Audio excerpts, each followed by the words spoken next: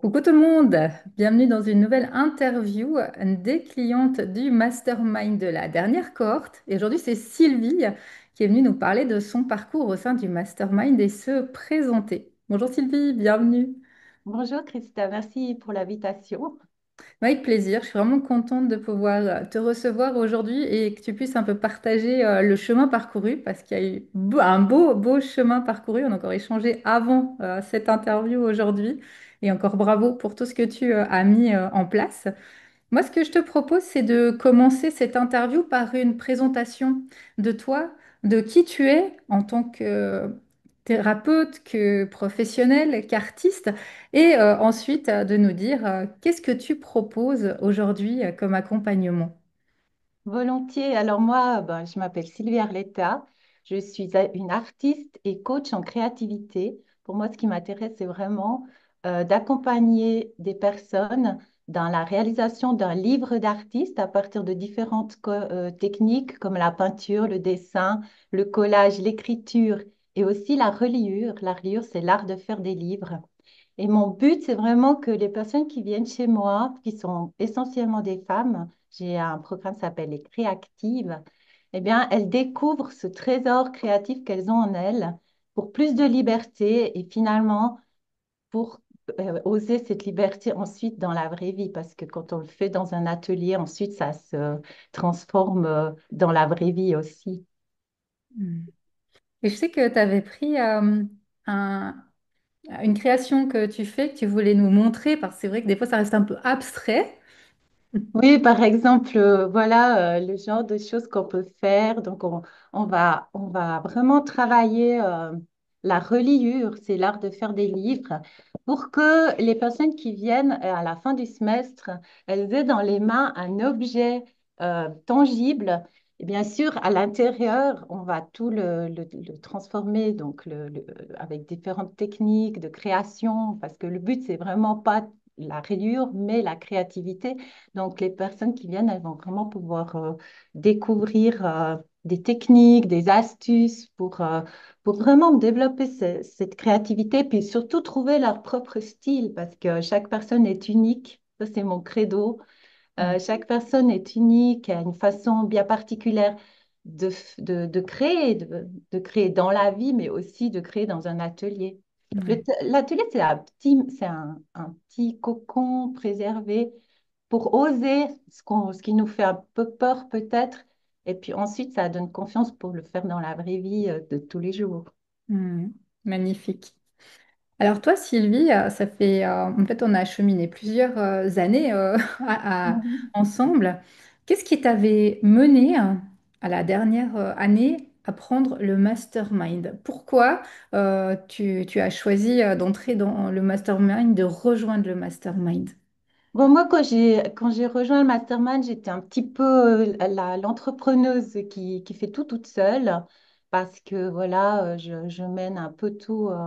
J'ai pas, bon, j'ai bien sûr une équipe, un webmaster pour mon site, etc. J'ai des personnes compétentes autour de moi, Mhm. mais je travaille toujours dans la solitude et le fait de pouvoir être dans une équipe, de se rendre compte qu'on a tous un peu les mêmes problématiques, l'organisation, le marketing, etc. Ben moi, ça me faisait du bien, quoi. Ça m'a porté, ça m'a aidé à aller plus loin aussi. Mhm. Le côté d'être entouré, soutenu. Oui. En activité, c'est vrai que ça, c'est une problématique qu'on a quand on crée son entreprise et qu'on sous-estime ce côté de solitude et ce côté d'avoir aussi à l'extérieur des personnes qui nous permettent de prendre un peu de hauteur, de recul, d'avoir des clés, des conseils pour continuer à avancer, pour sortir de certaines situations, pour avoir aussi d'autres pistes auxquelles on n'a pas forcément pensé. Et puis des fois, quand on nous dit, on se dit, ah mais oui. J'y avais pas pensé, mais effectivement, ça peut me permettre d'avancer, de sortir de cette situation. C'est vrai que c'est intéressant, ces éléments-là. Mais peut-être aussi ce regard externe dans le groupe, parce que c'est toujours difficile quand on est dans le marketing de se mettre à la place du client. Mhm. Donc, dans un mastermind, ça peut être aussi les personnes jouent le jeu du client un petit peu, font un retour perso sur leur impression, leur intuition, et c'est souvent assez juste. Ouais, c'est vrai que ça c'est intéressant aussi ce côté d'avoir comme ça un recul. Parce que c'est vrai qu'en tant que professionnel, pour nous, déjà, ça nous semble logique, notre offre, on n'est plus aussi proche, si on veut, de notre client idéal. On est plutôt dans notre posture de mentor, de coach, de professionnel, et d'avoir des personnes hein, qui nous disent un peu leur avis, qui sont justement neutres, ou qui pourraient être un potentiel client idéal, c'est toujours intéressant. Intéressant d'avoir ces remarques pour optimiser nos accompagnements. Et toi, Sylvie, quel était le moment le plus marquant, le plus symbolique, le plus important, ou peut-être la prise de conscience qui t'a le plus appris durant cette année de mastermind? Pour moi, j'ai vraiment compris dans le mastermind que en fait, je devais structurer mon calendrier. Je dois avouer que comme je suis artiste, pour moi, c'était très difficile le passage à l'entrepreneuriat parce qu'il fallait fixer des dates, surtout que j'ai une école d'art, donc euh, anticiper énormément. Et moi, ce que j'ai découvert et puis ce qui m'a le plus fait progresser, c'était cette organisation, optimisation du temps. Je sais que ça fait peur à beaucoup d'entrepreneurs parce que voilà, on est tout feu, tout flamme dans notre activité, on a des rêves, des idéaux. Et Mhm. puis, c'est pas forcément, ça matche pas forcément avec organisation. Mais je pense que pour passer au niveau supérieur, il faut vraiment s'organiser et vraiment ne pas tomber Parce que moi, j'étais vraiment au début, vraiment dans la psychose. Ah, mes cours sont vides, mon Dieu, le vide intersidéral. Chaque fois, j'avais l'impression de recommencer à zéro et Mhm. tout. Et en fait, c'est en s'organisant et c'est pas en imaginant des trucs vibratoires ou quoi, c'est rien du tout. C'est vraiment le fait de structurer son offre, de structurer son calendrier, de poser des dates, dire, ben, je vais faire ça à telle date et c'est fait. On se décharge mentalement. La charge mentale, elle est très forte parfois dans l'entrepreneuriat quand on doit faire tellement de tâches différentes. Mais de structurer, de poser un calendrier, ça aide vraiment à se décharger mentalement. Ouais. Moi, c'est ça que j'ai vraiment appris. Et je pense que c'est aussi ta force d'être très organisée, voilà, tu dis, tu fais ce passage à l'action. Moi, il y a une phrase qui m'a beaucoup portée dès le début de l'accompagnement chez toi, c'est mieux vaut fait que parfait. Et d'ailleurs, ben, je viens de le remettre dans mes posts Instagram, mieux vaut fait que parfait, parce que c'est vraiment ce que je vois beaucoup dans l'art. Les Mhm. gens se laissent pas faire des erreurs, ils prennent vite quand ils vont moins vite ou quand ils sont moins à l'aise dans une technique, ils ont toujours vite tendance à abandonner. Ouais. Mais en fait, l'erreur, eh ben, elle fait partie du chemin et puis c'est des façons d'apprendre, hein, de faire des erreurs. Quand on fait une erreur, on apprend parfois plus que quand on n'en fait pas, disons. Ouais, très juste. C'est juste. Et c'est vrai que justement, ce fait de structurer, de s'organiser, de passer à l'action, comme tu l'as dit, des fois de se tromper, d'ajuster, d'améliorer, c'est ce que toi, tu as fait tout au long du chemin et qui t'a amené justement des résultats qui sont très concrets. Est-ce que tu peux nous parler un peu de ces résultats que tu as eus, que tu as aujourd'hui avec cette structuration et tout ce que tu as mis en place? Bah, maintenant, voilà, j'ai comment on appelle ça, un suivi de client Mhm. qui fait que bah, je fais mes offres très en avant pour fidéliser ma clientèle. Je fais des offres à la fin du semestre, comme ça, il y a des personnes qui se réinscrivent. Il y a tout comment on appelle ça, le parcours client, en fait. C'est ça qu'on a travaillé ensemble et le parcours client, ben, il est important pour fidéliser parce que souvent on pense qu'il faut tout recommencer, tout retrouver nouveaux clients, mais il y a aussi nos clients fidèles qui sont aussi, qui ont confiance en nous et ces clients, il faut les soigner beaucoup parce que c'est aussi ça devient presque des amis d'ailleurs. Et en fait, ils sont le socle de notre entreprise. Et ils vont revenir, ils vont peut-être pas être là tout le temps, mais ils vont revenir, ils vont faire des... Et c'est important de soigner bon, ça c'est quelque chose de très humain, de prendre du temps pour soigner ça, ces relations en fait. Ouais, très juste. C'est vraiment effectivement ce qu'on a travaillé durant cette dernière année, tout ce parcours client. Et là, aujourd'hui, tu as vraiment créé un beau parcours client, justement, avec du lien et des résultats qui sont là, puisque au moment de cette interview, on est un peu fin août, et ça va être le début de tes ateliers, et tes ateliers sont au complet pour la rentrée de septembre. Donc, le stress qui est parti de se dire, oh, faut encore que je trouve des personnes, etc. Et vraiment ce temps de se dire, j'ai le temps maintenant de préparer mes ateliers, d'accueillir la rentrée, d'être dans un bon état d'esprit pour le faire. Et je sais déjà que je peux me projeter pour la prochaine saison, qu'il y a des personnes en attente, je peux déjà leur donner la suite. Et vraiment, comme tu l'as dit, une structure qui est mise sur du long terme, qui te permet d'avoir une vision sur du long terme et aussi tu l'as très justement dit, un autre état d'esprit que d'être toujours dans ce côté stressé, à devoir à tout prix trouver des personnes, à se dire, mais est-ce que je vais pouvoir ouvrir mon cours? Est-ce que je vais avoir assez de personnes pour le faire? Ben non, c'est devenu fluide. Et tu l'as très justement dit tout à l'heure, cette fluidité, elle n'est pas venue par magie, hein, mais elle est vraiment venue par cette organisation, ce soin à la clientèle, ce parcours client de mois en mois, d'année en année qui crée aujourd'hui cette belle stabilité. Et c'est important aussi de le dire que cette stabilité, elle n'est pas magique non plus. Elle fait que chaque mois, chaque moment, tu sais que mettre en place. C'est pas que tu te reposes sur tes lauriers en te disant, OK, maintenant c'est fait, c'est acquis, je m'assieds. Mais non, tu sais les actions que tu peux mettre en place pour continuer à avoir cette récurrence et cette stabilité de mois en mois et de saison en saison dans tes cours aujourd'hui. Oui, je pense qu'un peu au début, on est un peu utopiste, on pense que on peut tout apprendre, mais en fait, le marketing, c'est déjà un métier en soi. Il y a des formations maintenant, surtout avec tout ce qui est digital. Donc, il faut vraiment se rendre compte que il y a des jeunes qui sortent maintenant avec des masters en Mm. réseaux sociaux. Donc, il n'y a pas de miracle. Tout se professionnalise hein, sur les plateformes. Ça va très, très vite. Donc, il faut se tenir quand même. C'est aussi être accompagné, c'est aussi se tenir à l'écoute des changements parce que ce qui marchait il y a 10 ans ne marche plus Mm. maintenant. Ouais, ouais. Et Ça, c'est maintenant, il y très a important. encore l'IA qui arrive en force. Ça, là, c'est encore un cran dessus parce que c'est quand même une révolution. Hein. C'est carrément l'IA, ça devient carrément le secrétariat général qui nous oriente, qui nous aide. Ça peut être un assistant. Donc voilà, il y a quand même des choses à apprendre. Hein.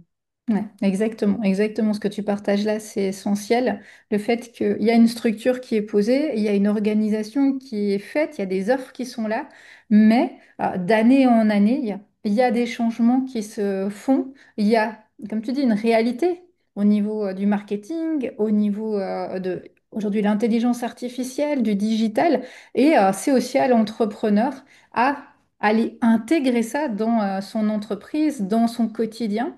Et ça, c'est très important de se dire qu'on ne peut pas se dire que d'année en année, on fait ce qu'on faisait et que ça va fonctionner. Non, il y a besoin de faire ces ajustements à chaque fois. Mm. C'est un éternel renouvellement.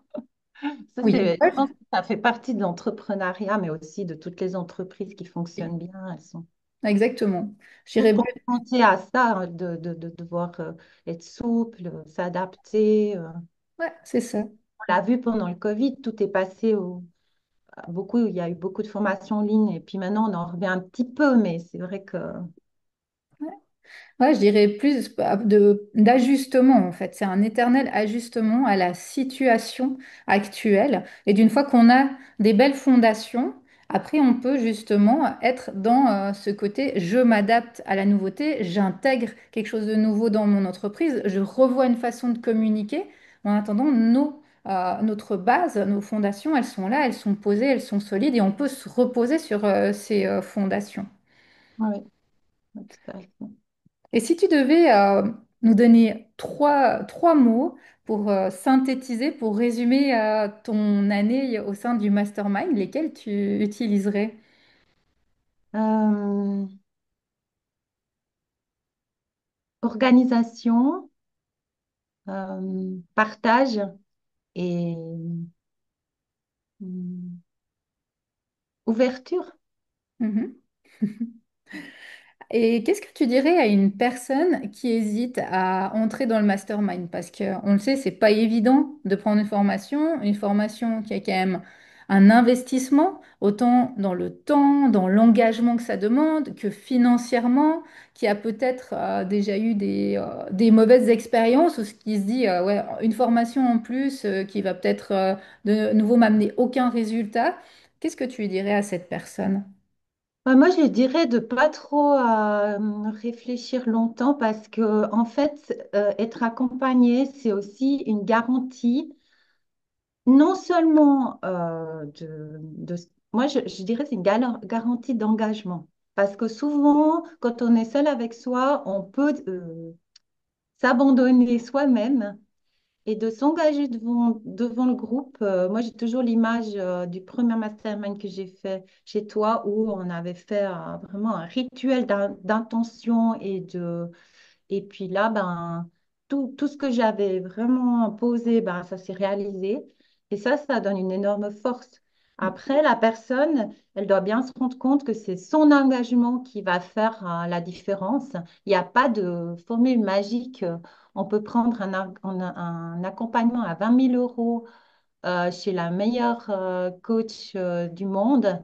Si on ne s'engage pas à réaliser et à passer à l'action, ça sert pas à grand-chose. Donc, moi, je trouve que ce fait d'investir, enfin, moi, que si j'investis, je veux du retour sur mes investissements. Bon, ça, c'est mon caractère. Mais quand on investit, c'est aussi qu'on s'engage envers soi-même et on se fait passer soi-même en premier. Et son entreprise et son travail passent en premier. C'est la garantie du succès, en fait.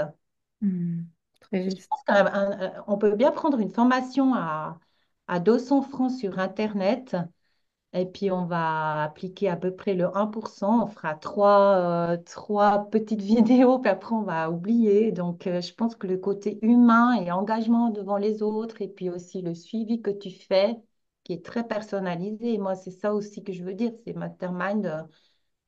Toi, tu es très à l'écoute de ce dont on a vraiment besoin et c'est pas une formation généraliste du tout. Chaque profession a ses problématiques. Toi, tu vas vraiment chercher à accompagner dans cette organisation, structuration, vraiment de manière très personnelle, je dirais.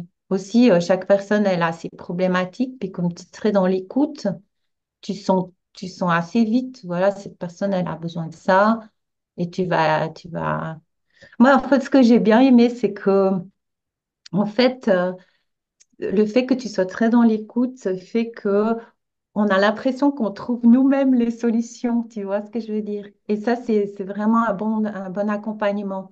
Parce que les accompagnements où on impose quelque chose, ça marche pas. C'est la personne qui doit dire, ah, ça vibre, ça marche, et après, je m'engage là-dedans, tu vois. C'est pas, ce côté personnel est très important. Hmm, très juste, oui. C'est de l'accompagnement très, c'est le groupe, mais il y a quand même ces rencontres individuelles où c'est ciblé sur vraiment ce qu'on a besoin soi-même Hmm, pour la suite. ouais. Très juste la force du groupe et en même temps le suivi VIP avec vraiment de l'accompagnement sur mesure, comme tu Voilà, dis. On peut voilà, aller sur un peu mesure. plus loin, exactement Je pour ne trouvais chaque. pas le mot, mais c'est vraiment sur mesure. C'est ça vraiment que je voulais dire. Ouais. Mhm. Ah, merci Sylvie. Et pour terminer, où est-ce qu'on peut te retrouver si on souhaite découvrir ton univers? Comment ça se passe? Bah alors, vous pouvez déjà aller regarder mon site internet pour voir un peu l'énergie, www.atelier.lazure.ch. Donc là, vous aurez toute la présentation du cours, une vidéo pour présenter. Il y a aussi une mini formation offerte, un petit voyage créatif de plusieurs jours. Ensuite, ben, je suis sur les réseaux sociaux, je suis sur Facebook,